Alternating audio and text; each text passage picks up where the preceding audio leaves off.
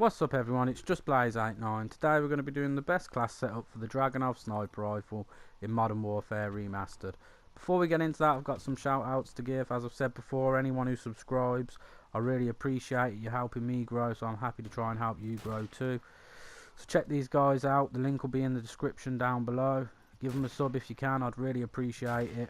And if you want a shout out, leave a comment and I'll be sure to give you one.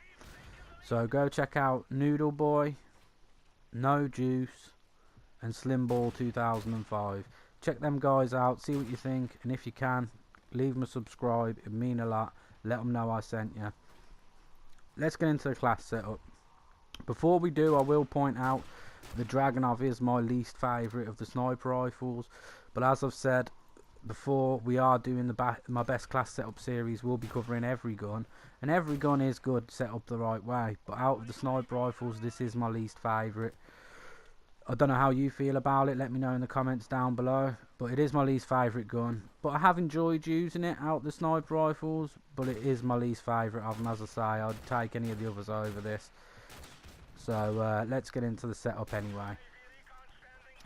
Right, perk 1, attachment, sorry, we're not going to go with the ACOG, but because I hate using them, but if you do like using an ACOG, this is probably one of the better sniper rifles to use it on, due to the fact that it's semi-automatic, and it's got a fairly good fire rate on it. Perk 1 we're going to go with is going to be Claymores. Now the reason for that being that, as I've said before in my sniper videos, I tend to get to a vantage point, or anywhere with a good view sight, a good line of sight, and lock it down. So I'll use my claymores, as I've said before, mainly as an early warning, but also to get me some kills. If they do, that's a bonus, but worst comes to worst, there'll be an early warning to let me know that someone's coming. On this map there is times where I will use the claymores, you'll see in this game, but it's not really a map that is major beneficial of using claymores, due to the fact there's not really a building to go in and sit in that's reliable. So as I say, the perk 1's going to be claymores. Perk 2 we're going to go with stopping power. Now I did try having double tap on this, thinking it would make it a bit more like the M21 and give it a faster fire rate. It does give it a faster fire rate, but due to the kick on it, the accuracy when you do increase the fire rate is just terrible anyway. That second shot is rarely going to be on range, so it's not worth going for. If you're going for double tap, don't do it. Also, you could try Juggernaut on it if you're going from sniper to sniper, due to the fact that then you're counteracting the fact that you're going to take 2-shot kills if it's not the chest up, by the fact that 9 times out of 10 they're going to have to 2-shot kill you due to you having Juggernaut. But what we're going for is stopping power, just to give us a bit more reliable 1-shot kills.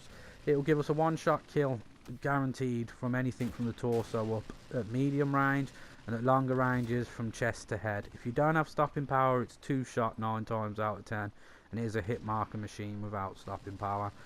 So to save yourself that frustration, throw stopping power on. Perk 3 we're going for iron lungs. The reason we're going for iron lungs is simply due to the fact that because we're going to have to hit from the chest up to get that 1-shot kill, we want to have a little bit more time to get our accuracy down. And having iron lungs, obviously you can hold your breath longer. I think it's like twice as long, it seems to be anyway, which gives us more time to get our scope on point and hit the chest or the head rather than anything else. So it's worth having, and I'd recommend going for that. If you don't feel you need that and you can be accurate without doing that, then feel free to go with deep impact to help you carry the bullet penetration through surfaces. It's always useful, but me personally, I'd go iron lungs, because as I say, you do need to maintain accuracy with this gun for it to be effective. Now, equipment, obviously, I would say you just go with your flashes, as I've said before, but they're not really. Secondaries are pretty much pointless with your sniper, to be honest with you. Smokes can be useful, not just for domination and capturing flags, but also if you want to get to a certain point, you can throw your smoke and use that to run through and get to the vantage point that you want to get to. So it's worth having smokes as well if you want to, but it's really your preference. I don't really use secondaries very often with a sniper class.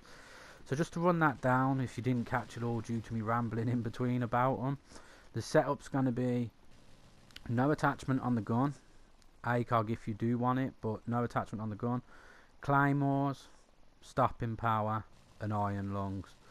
Tactical grenades, totally up to you. It's not really going to make a mad difference on a sniper class. In terms of how to play with it, a few good tips I can give you is, as I've already said, go for the chest or head.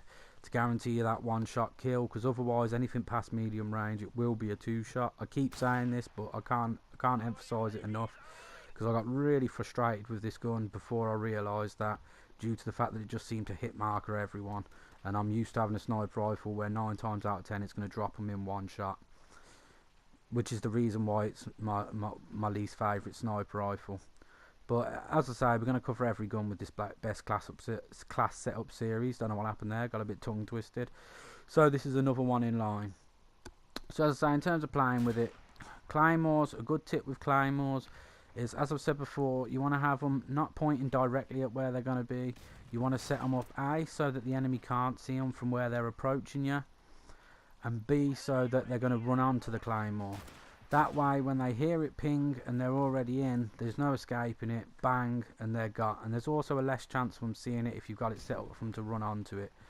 The other thing with claymores people don't take into account, if you don't set it up a little bit in front of them for them to run onto it, like you'll see, that's not the best example, to be fair, but normally I angle it inward slightly. But if you set it up for them to run onto it, it's the fact that when a claymore detonates, you probably experienced it yourself, 9 times out of 10 you can actually run past it, jump and be gone, unless it's like totally inescapable. But you can do that, you have got time to escape. If you've got it set up to go inside the building from to run onto it, they're not likely to escape from it. It's gonna blow them up, they're gonna be done. The other thing I'd advise you to do when you reload, get down behind cover, always good idea. Anyway, that's all I've got time for. Leave a like if you like the video, subscribe for more. Peace.